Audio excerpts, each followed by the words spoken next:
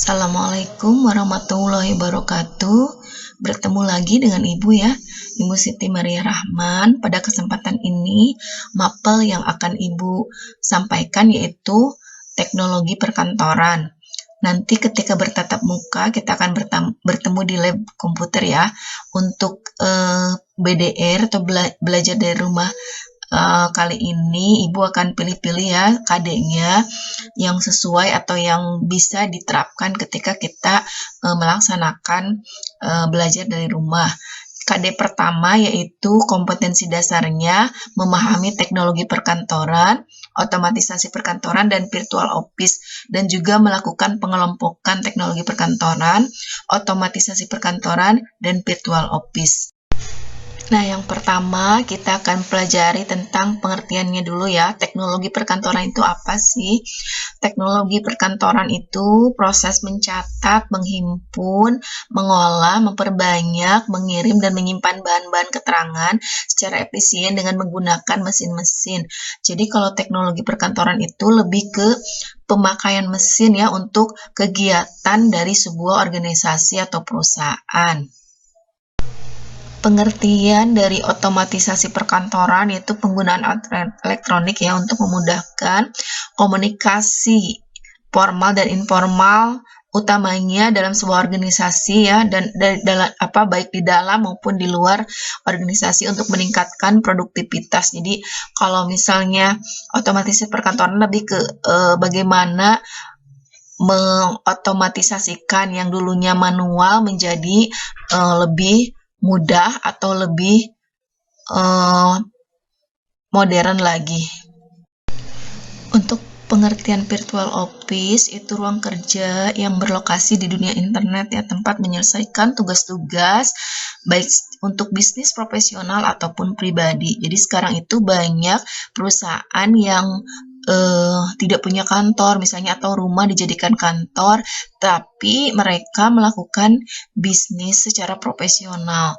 Dan juga sekarang kan banyak ya bermunculan kantor-kantor perusahaan-perusahahaan yang bergerak di bidang virtual ya, kayak jadi nggak punya barang mereka, tapi mereka melakukan pekerjaan bisnis seperti misalnya kayak Shopee ya sekarang, atau Tokopedia, Blibli, Lazada, atau kantor Grab juga kan sebenarnya tidak ada barang di dalamnya ya, di dalam perusahaan tersebut, atau tidak ada istilahnya bentuk produk, tapi mereka lebih ke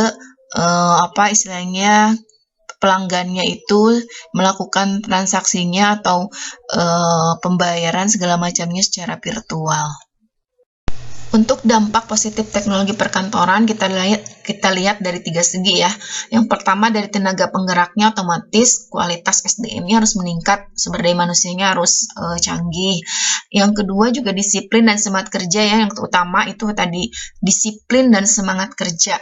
Karena dengan semangat kerja yang bagus atau yang tinggi, orang akan, walaupun belum bisa, orang akan terus-menerus belajar. Yang ketiga yaitu beban tenaga dan pikiran lebih ringan karena kebanyakan pekerjaan dibantu atau dikerjakan dengan mesin. Keempat, pendapatan tenaga kerja meningkat karena teknologi itu bisa mengurangi biaya operasional ya, kayak misalnya tadi virtual office. Kalau zaman dulu kantor itu harus di lokasi yang strategis, yang misalnya pinggir jalan segala macamnya, atau yang gedung besar.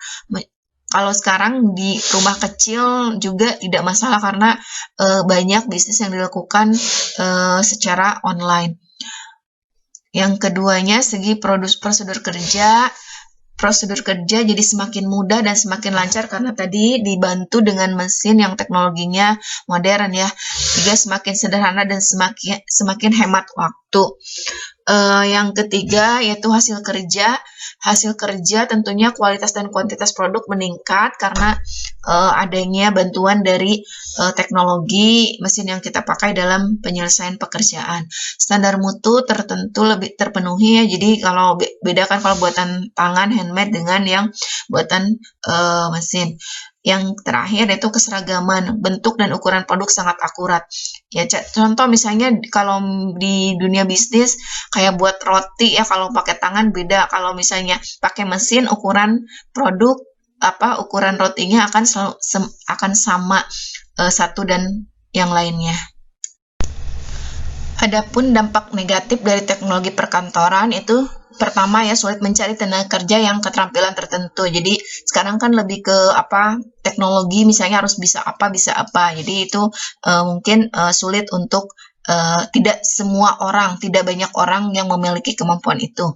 Yang kedua, pengangguran meningkat karena kan manusia yang dibutuhkan atau SDM yang dibutuhkan di perusahaan itu semakin sedikit. Nah, itu menyebabkan banyak pekerjaan manusia yang diganti oleh mesin. Nah, itulah menyebabkan pengangguran meningkat. Yang ketiga, pemeliharaan mesin yang kurang baik juga bisa menimbulkan pemborosan. Yang namanya mesin kan istilahnya ketika tidak digunakan atau penggunaannya tidak sesuai dengan SOP, maka akan gampang cepat rusak ya, akhirnya harus beli lagi. Nah, yang keempat, adanya pergantian mesin tadi ya. Jadi dengan adanya pergantian mesin akan mengakibatkan perubahan metode dan prosedur kerja. Jadi ketika mesinnya baru, otomatis akan ada pelatihan lagi karena setiap mesin dari satu masa ke masa biasanya akan berbeda karena misalnya lebih canggih lagi. Nah, yang terakhir itu menimbulkan rasa ketergantungan terhadap mesin. Iya ya, pasti ketika kita melakukan pekerjaan dengan mudah dan dibantu oleh mesin, otomatis ketika harus melakukannya dengan tangan gitu ya atau dengan manual, itu akan terjadi kalau orang sudah bilang ngarumas ya. Contoh lah misalnya yang siswa kalau zaman dulu itu ketika disuruh menulis atau diminta menulis oleh gurunya itu lebih semangat ya, karena belum mengenal teknologi. Kalau sekarang itu lebih senang dengan gadget ya, atau mengetik di Microsoft Word, atau lebih senang dengan handphone dan segala macamnya. Nah, untuk jenis-jenis aplikasi otomatisasi perkantoran, tadi ya seperti Ibu bilang, kalau otomatisasi itu lebih ke cara dalam menyelesaikan pekerjaan. Yang pertama yaitu word processing. Kita tahu kalau sekarang itu mengetik surat segala macamnya, dokumen kantor itu pakai Microsoft Word. Kalau zaman dulu itu misalnya pakai mesin tik manual, tentunya lebih menghabiskan tenaga dan waktu yang lebih banyak dibanding menggunakan komputer. Nah, yang kedua yaitu electronic mail. Ketika selesai diketik tanpa dicetak pun, itu surat bisa langsung dikirim kemanapun, ke negara manapun yang kita mau ya. Jadi email itu lebih cepat dan lebih mudah mengirimkan dalam pengiriman surat dibanding zaman dulu itu biasanya pakai postmail ya, pakai kantor pos. Nah, itu lebih lama nyampenya dan juga membutuhkan waktu dan biaya yang lebih mahal. Yang ketiga, voicemail. Untuk pesan suara juga bisa dipakai voicemail. Yang keempat, electronic calendaring. Juga sekarang ada ya penggunaan elektronik untuk misalnya contoh tugas sekretaris. Kalau zaman dulu misalnya menandai kalender itu di manual, buku manual. Sekarang lebih ke elektronik karena ada kelebihannya juga ada set remindernya, bisa diingatkan ketika kita lupa ya. Nah, itu. Yang kelima yaitu audio conferencing, penggunaan peralatan komunikasi ya untuk hanya suara aja untuk membuat hubungan secara geografis. Contoh sekarang misalnya audio conferencing bisa dilakukan misalnya melalui WhatsApp ya. Nah, itu. Yang keenam yaitu video conferencing ya. Jadi sekarang yang banyak dilakukan di masa pandemi karena harus jaga jarak, tapi harus melakukan bisnis atau meeting, pertemuan itu biasanya menggunakan aplikasi video conference. Contoh sekarang yang banyak digemari itu Zoom ya, atau Cisco Webex, atau WA pun sekarang bisa ya 9 orang melakukan video conferencing. Yang ketujuh yaitu computer conferencing, kita bisa live streaming di YouTube atau di Facebook atau di Instagram. Yang kedelapan juga fax email transmission. Kalau ini fax ini ada dari dulu ya, mungkin sekarang itu posisinya lebih tergantikan oleh electronic mail. Yang kesembilan itu video text bisa dipakai untuk iklan, misalnya kita kayak di pinggir jalan ya, ada layar besar itu yang video teksnya aja segala macamnya itu bisa untuk mempromosikan produk perusahaan atau kita misalnya menyampaikan pesan melalui video teks. Yang ke-10 yaitu image storage retrieval. Sekarang penyimpanan file itu atau dokumen itu tidak harus berbentuk fisik ya. Kalau zaman dulu kan lemari arsip itu sampai penuh segala macamnya itu. Nah, kalau zaman sekarang kita bisa pilah-pilah mana yang harus berbentuk fisik, mana yang bisa berbentuk file elektronik. Nah, itu pun bisa disimpan secara virtual ya, kapanpun dimanapun kita membutuhkan bisa dibuka tanpa harus membawa flash disk dan segala macamnya.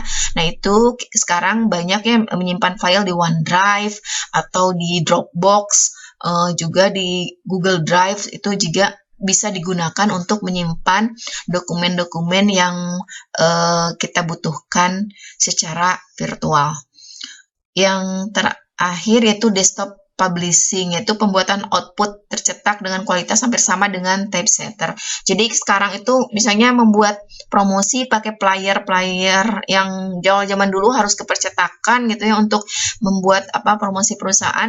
Kalau sekarang itu lebih bisa pakai player digital seperti yang sebelumnya kita belajar di canva.com. itu banyak ya sekarang sekolah-sekolah atau perusahaan-perusahaan yang mempromosikan barangnya atau produknya, jasanya itu memakai promosi digital. Nah, ini untuk contoh-contoh perubahan pada teknologi perkantoran. Contoh ya, teknologi itu kan tadi lebih ke mesinnya atau alat yang digunakan untuk menyelesaikan pekerjaan. Yang pertama contohnya mesin tik manual sekarang menjadi komputer atau laptop. Juga mesin stensil yang untuk menggandakan dokumen sekarang lebih cepat mesin risograf dan untuk dokumen yang banyak, dan mesin fotokopi untuk misalnya yang tidak membutuhkan banyak eksemplar yang akan digandakan. Yang ketiga mesin absensi. Kalau zaman dulu harus misalnya tanda tangan segala macamnya, mesin ceklok itu namanya mesin absensi. Sekarang fingerprint, bahkan sekarang udah ada face identification ya. Jadi udah memperlihatkan muka ke mesin itu udah bisa langsung mengabsen.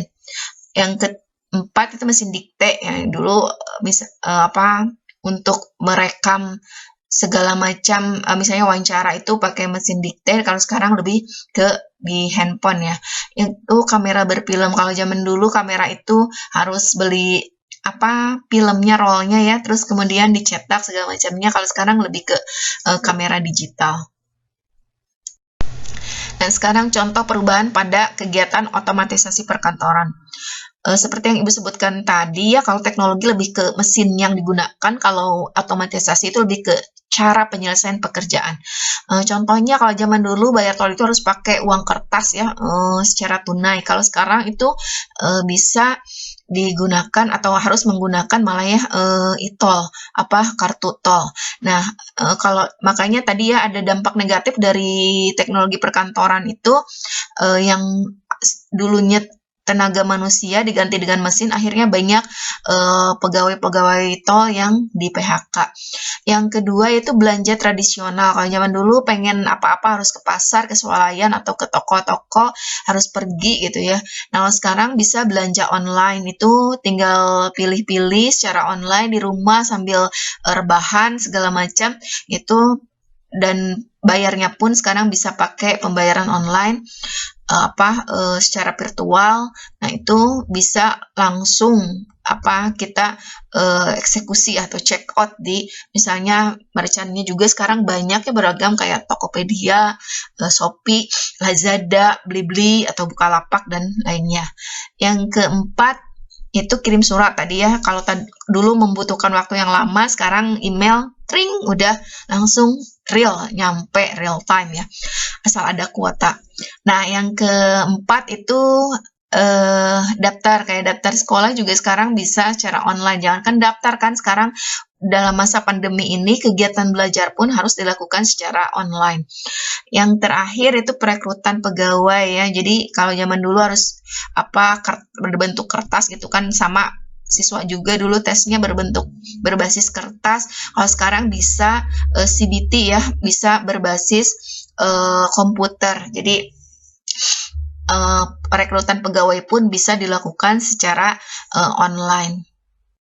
Ini contoh untuk perubahan teknologi perkantoran dan perubahan otomatisasi perkantoran. Contohnya mesin absensi, dulu disebut mesin absensi check clock. Kalau sekarang ke fingerprint atau face identification, ataupun ada yang absensi dibaca melalui retina mata. Nah, yang otomatisasi dulu kalau mau ngirim surat itu harus pergi ke kantor pos ya. Kalau sekarang itu real time bisa di kantor atau dimanapun lewat email. Nah, itu materi teknologi perkantoran untuk KD pertama, semoga bisa dipahami, dan tugasnya untuk kalian yaitu mendownload gambar perubahan dari teknologi perkantoran dan otomatisasi perkantoran masing-masing satu contoh. Misalnya teknologi perkantoran dari handphone yang dulunya jadul, bentuknya bagaimana, sekarang lebih ke bagaimana. Dan untuk otomatisasi perkantoran, contohnya dulu bayar tol pakai uang cash, sekarang lebih ke pakai kartu tol. Nah, itu di download fotonya, bisa di collage ya, di kolase pakai photogrid di HP kalian. Jadi nanti dikolasekan, dipotogridkan, nanti ibu bagikan link untuk memasukkan tugas kalian. Demikian penjelasan dari ibu, semoga dapat dipahami. Wassalamualaikum warahmatullahi wabarakatuh.